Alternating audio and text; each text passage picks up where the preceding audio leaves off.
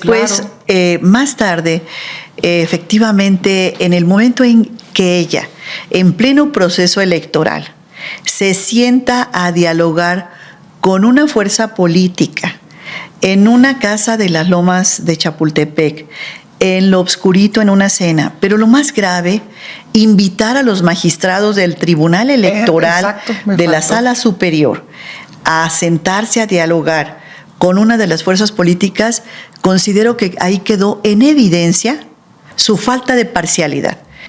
El juzgador debe ser imparcial. Y esta falta de imparcialidad quedó evidenciada en ese momento que se sienta en lo obscurito con una fuerza política.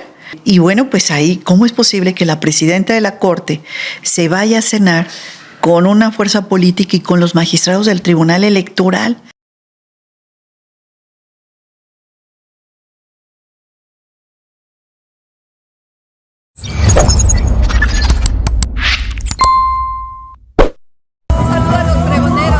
Un saludo para los pregoneros, con todo mi corazón.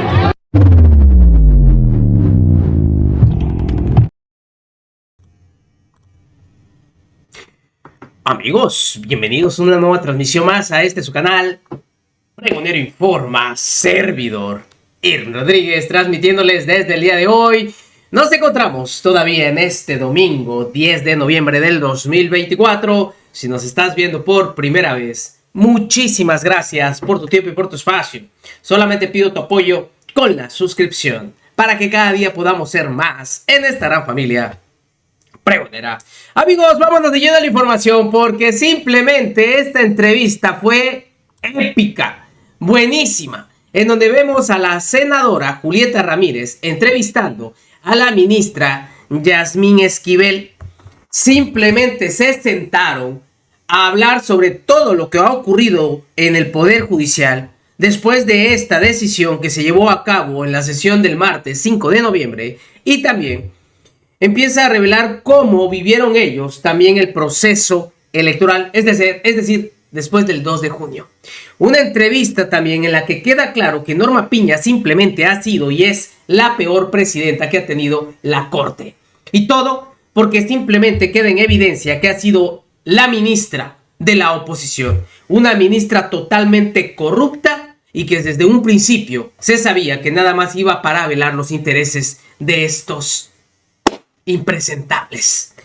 Yasmín Esquivel no se guardó nada. Julieta Ramírez, de igual forma, una espectacular forma de dar, narrar y evidenciar lo que estaba ocurriendo y de la manera tan grotesca, vil, en la que esta oposición y la Suprema querían a toda costa tumbar esta reforma al Poder Judicial. Vean ustedes, disfruten. No va a haber, ahora sí, ninguna interrupción para que puedan ver cómo fue esta entrevista. No hay desperdicio alguno. Parte de ella, así lo narró Yasmín Esquivel, así lo vivió la Suprema Corte de Justicia y así es Norma Lucía Piña Hernández. Escuchen ustedes. Hizo un intento por revertirse, ¿cierto? Porque sabemos que el ministro presidente en su momento, Saldívar, intentó hacer algunas reformas al interior del Poder Judicial. Llega la ministra Norma Piña y hay una clara línea para revertir lo hecho anteriormente. Y desconozco ahí si con una intención, digamos, no tan favorable con el objetivo de decir esto, el Poder Judicial es mío, porque así se percibe desde el exterior. Porque además, recordemos que la ministra Norma Piña, como presidenta del Poder Judicial, es también presidenta del Consejo de la Judicatura, que es donde ahí se mueve la administración, donde se mueve según la supervisión de los jueces. Entonces, llegan pues fortalecida en términos administrativos y demás. Y la impresión exterior es que ella dice, no, a mí no me van a estar diciendo que tengo que andarle cambiando al Poder Judicial. Incluso lo revierte y detiene el proceso de transformación interna que se había intentado, ¿no? Efectivamente, el ministro Arturo Saldívar inicia un proceso de cambio y de transformación al interior del Poder Judicial, en donde se llevaron a cabo políticas y normativas, acuerdos muy importantes acerca de las deficiencias que él como presidente del Consejo de la Judicatura y del Poder Judicial advertía. como es el caso, las relaciones familiares que existen al interior del Poder Judicial, que ha sido muy grave, muy señalado por organizaciones de todos los partidos políticos y de todas las ideologías. Esta situación que se da de nepotismo, de algunos casos de corrupción que no han sido sancionados, y toda esta serie de deficiencias que ve el ministro Arturo Saldívar y que trató de cambiar en el tiempo que estuvo él. Posteriormente llegó la ministra Norma Piña y revocó algunas de las disposiciones que se habían iniciado, como efectivamente usted lo señala, senadora, y entonces este revocamiento de algunas disposiciones generó que viniéramos en un retroceso. Pero lo más grave no fue tan solo eso, sino el rompimiento que se da con los otros dos poderes. Desde el momento que llega, ella decide romper en una falsa idea de lo que es la independencia y la autonomía judicial, porque interpretó la autonomía y la independencia como un divorcio con los otros dos poderes, ya donde ya las relaciones políticas no tenían ninguna importancia y lo único que para ella tenía relevancia es que no hubiese injerencia dentro del Poder Judicial Federal. Este rompimiento, esta falta de entendimiento político de la ministra Norma Piña va generando la raíz del problema que tenemos hoy. Esto inclusive, esta posición que ella adopta es lo que da origen incluso a la reforma al Poder Judicial, que hoy estamos ya en el pleno proceso para su implementación, para su ejecución y para que sea algo que resuelva, en parte venga a resolver los problemas de justicia en México. Entonces, esa es la raíz del problema y lo que inclusive justifica que se dé esta reforma al Poder Judicial, dicho en palabras muy claras en la presidencia. Lo viví con el ministro Saldívar, cuál fue la conducción de su presidencia, en donde había una relación de armonía, e inclusive él alcanzó a sacar una reforma constitucional por unanimidad en las dos cámaras. En el caso de la ministra Piña, no logró ningún diálogo con ninguna de las fuerzas políticas, o quizá con algunas de ellas, pero con la fuerza política mayoritaria y con el titular del Ejecutivo Federal en ese entonces, el señor presidente Andrés Manuel López Obrador, lo único que hizo fue un rompimiento absoluto de las relaciones que debe haber siempre entre poderes para buscar el beneficio de los mexicanos. Y de hecho es interesante porque también le pudiéramos entonces atribuir a la ministra Piña que ese rompimiento justifica la necesidad de la reforma, e incluso, por ejemplo, todos recordamos esta escena donde la ministra Norma Piña no se levanta siquiera a saludar al presidente López Obrador e independientemente que sea una cordialidad política, y como personas, como seres humanos, saludas, te levantas, te saludas y ya está.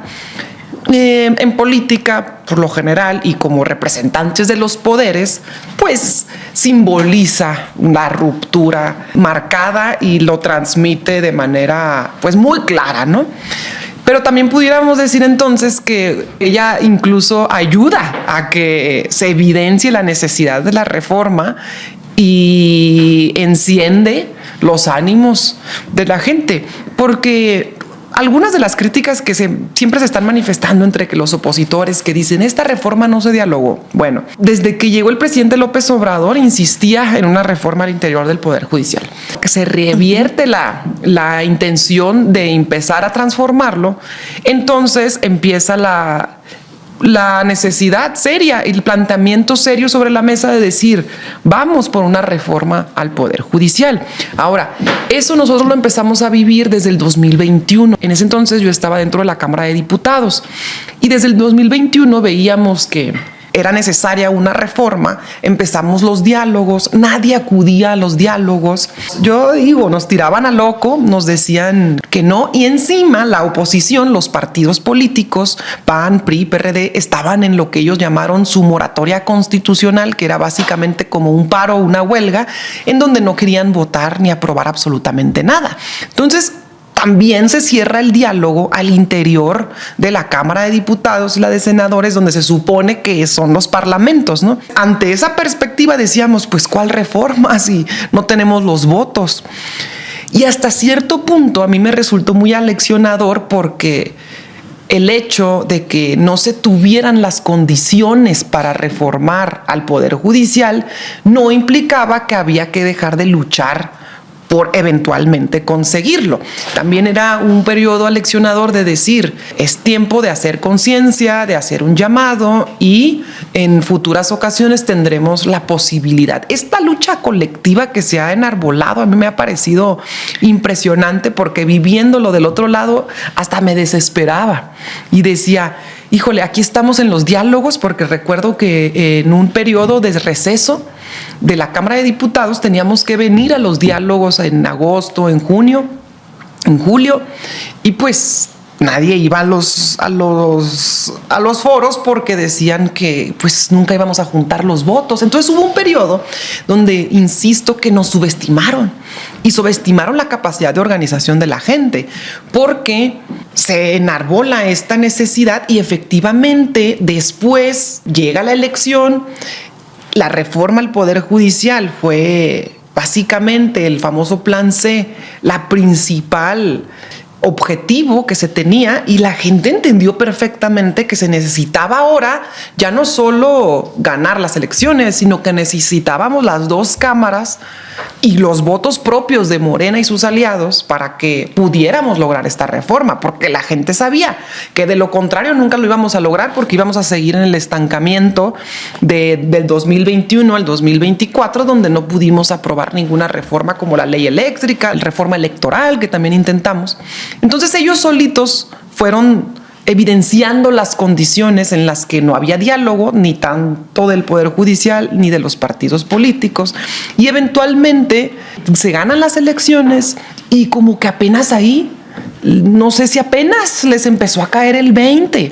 ¿Cómo vive usted el proceso al interior del Poder Judicial de que los ministros se dan cuenta de que ya tenemos las mayorías, las 2/3 partes? ¿Qué se dijo ahí? ¿Qué sensación hubo? Porque usted recordará además que fue histórico, que fuimos diputados, fueron senadores, ya habiendo pasado el proceso electoral del 2024 a la Cámara de Diputados y se hizo el primer diálogo donde estuvo la ministra Piña y estuvieron todos. Entonces se hace el primer diálogo con las tensiones respectivas, pero como que era una especie de, bueno, ya se dieron cuenta que ahora sí hay los votos, ahora sí va a haber diálogo, ahora no va a haber diálogo, y siempre había muchas preguntas en el aire. Pero usted adentro, ¿cómo vio ese proceso cuando se dan cuenta, cuando despiertan el 2 de junio, el 3 de junio y dicen, híjole, ya tienen las 2/3 partes, ya podría haber reforma al Poder Judicial? Es todo un proceso que se va presentando. Por una parte, yo creo que del lado de la ministra Piña y un grupo de ministros hubo una soberbia excesiva en función de señalar que arriba de cualquier poder estaba el Poder Judicial, fundamentalmente la Suprema Corte de Justicia de la Nación. Ellos minimizan el poder que tiene el presidente López Obrador, un poder importante que le da a la población, un poder efectivamente, un poder legítimo y legal que le da la población al presidente López Obrador. Creo que se minimizó ese aspecto al inicio de la presidencia de la ministra Norma Piña. Y es donde se dan esta serie de errores y equivocaciones permanentes y tampoco se dio la importancia a la población que estaba apoyando este proyecto. Aquí hay un proyecto de nación que encabeza el presidente López Obrador y que después en los 100 puntos establece y continúa la presidenta de México, la doctora Claudia Sheinbaum, y entonces al ver ellos que la gente y la población votó por ese proyecto, pues ahí es donde probablemente empezó después del 2 de julio, les empezó a caer el 20 de que ya existía una nueva realidad política que había iniciado en el sexenio del presidente López Obrador, que continúa en el sexenio de la presidenta, la doctora Claudia Sheinbaum, y que ese proyecto de transformación estaba en camino e incluye en ese programa al Poder Judicial Federal, y teníamos que transformarnos. Pero a pesar de ello, creo yo que la forma de ver las cosas por parte de este bloque de ministras y ministros de la Corte en no ver estas realidades es lo que fue cometiendo y justificando esta necesidad de la reforma. Hoy estamos en pleno proceso, ya estamos sobre ella. Apenas hace 2 días tuvimos un intenso debate al interior de la Suprema Corte de Justicia de la Nación, que yo creo que fue la última batalla que se dio en función de estos bloques. Hasta de una especie de broma, decimos el senador Noroña y su servidora, que pues todos los días desde que estamos con la reforma son inéditos, históricos, nunca antes vistos. Sí. Entonces ha generado pues de pronto un ambiente de incertidumbre. Sí. Nosotros sabemos que tenemos que continuar con la reforma, que es un mandato popular, pero las trabas que han puesto de pronto nos tienen siempre en un ambiente así medio tenso. A veces cuando decimos, esta ya es la última intentona, viene otra. A veces decimos hasta de broma, no me sorprendería que saliéramos de esta charla y ya tuviéramos un amparo ahí interpuesto, aceptado, o una orden judicial de algún juez.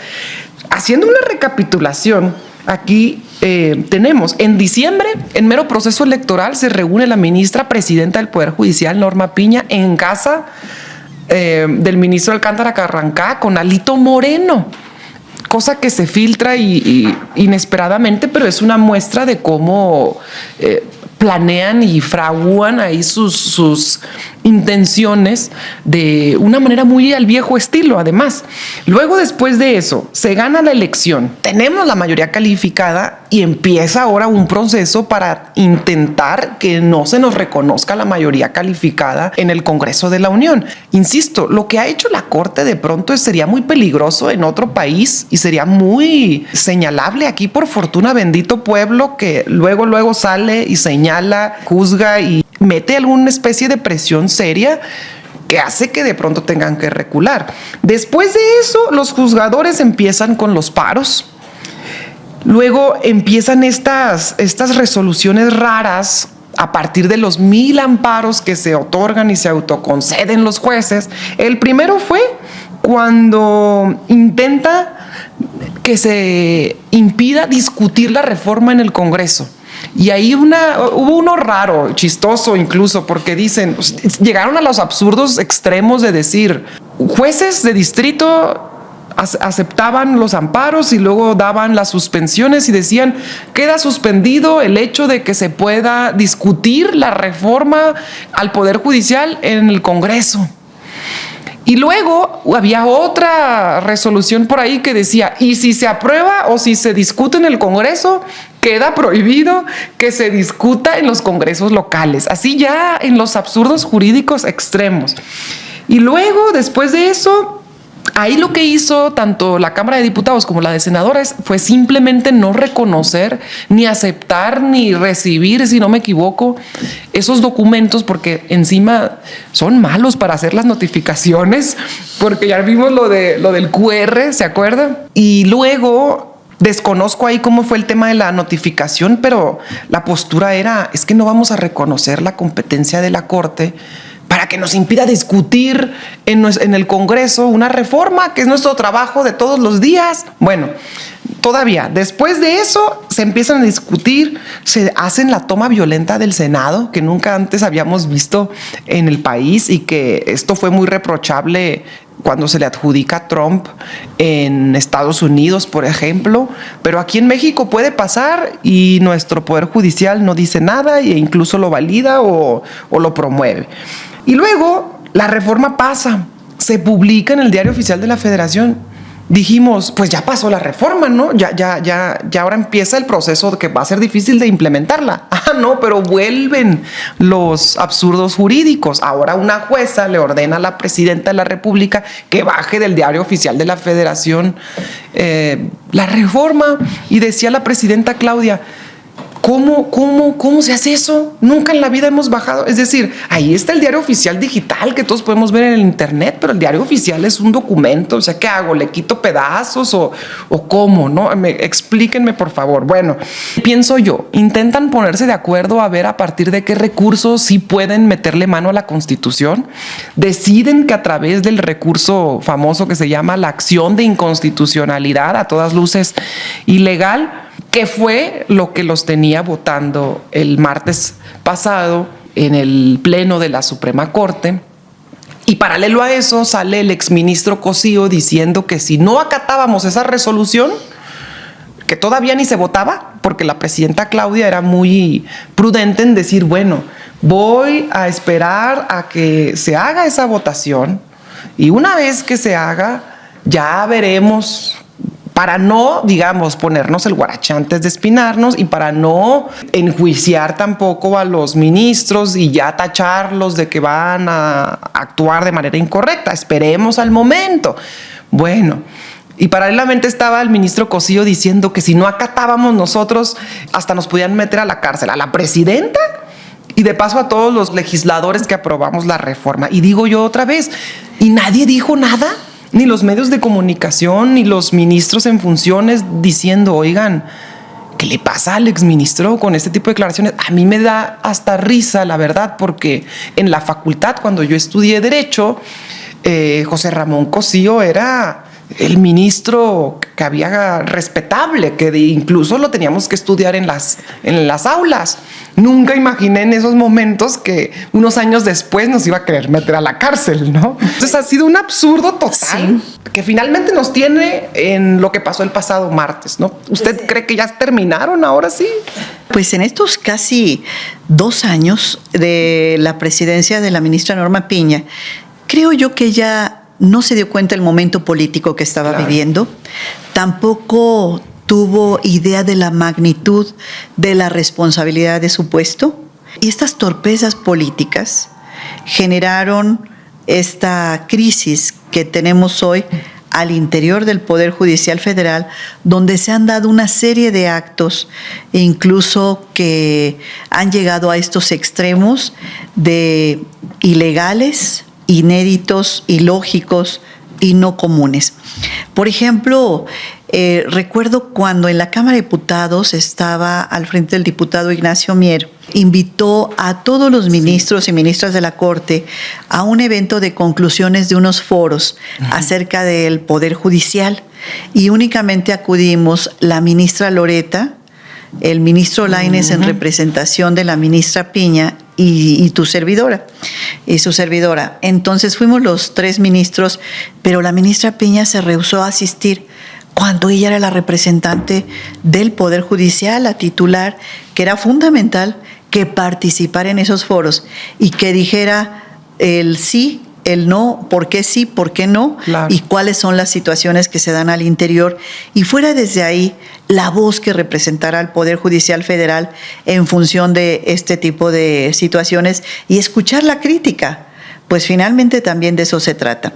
Después, claro, más tarde, efectivamente, en el momento en que ella, en pleno proceso electoral, se sienta a dialogar con una fuerza política en una casa de las Lomas de Chapultepec, en lo obscurito, en una cena, pero lo más grave, invitar a los magistrados del Tribunal Electoral de la Sala Superior a sentarse a dialogar con una de las fuerzas políticas, considero que ahí quedó en evidencia su falta de parcialidad.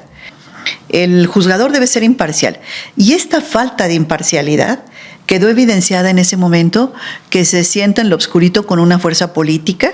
Y bueno, pues ahí, ¿cómo es posible que la presidenta de la Corte se vaya a cenar con una fuerza política y con los magistrados del Tribunal Electoral a resolver problemas domésticos que se deben resolver pues allá en la oficina de la Corte, con los magistrados, si es que tuviera algún desencuentro con ellos, pero no en presencia de una fuerza política que tiene intereses electorales, evidentemente? Entonces, aquí perdió toda imparcialidad Norma Piña y quedó evidenciada Y después la pugna de que si era casa del ministro Juan Luis o no.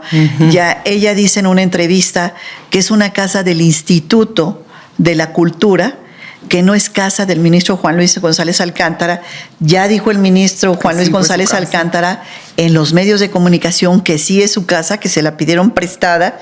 Y bueno, también este tipo de faltas a la verdad y de mentiras, pues hacen poco seria a la titular del Poder Judicial Federal, y entonces pues todo esto está arrojando una situación donde la población se da cuenta de todo, de todo lo que está sucediendo. Pues así, en esta charla que salió el día de hoy, así es como hablan al respecto de todo esto que ocurrió, parte de lo que ha ocurrido en este tema tan fundamental y que obviamente marca un antes y un después. Parteaguas simplemente en México. Y una ministra que simplemente politizó todo esto desde un principio. Esa es y será Norma Piña y su legado en la corte. Va a terminar siendo, lo volvemos a repetir, la peor presidenta que ha tenido. Ahora sí, sin máscara alguna, vendida al régimen opositor. Nos vemos, que sigan pasando un excelente día. Servidor Irving Rodríguez, transmitiéndoles desde su canal. Recuerden, vamos a fomentar la cuarta transformación, porque ya estamos en el segundo piso. Y de igual forma, la información está ahí. Y depende de todos nosotros el pregonarla.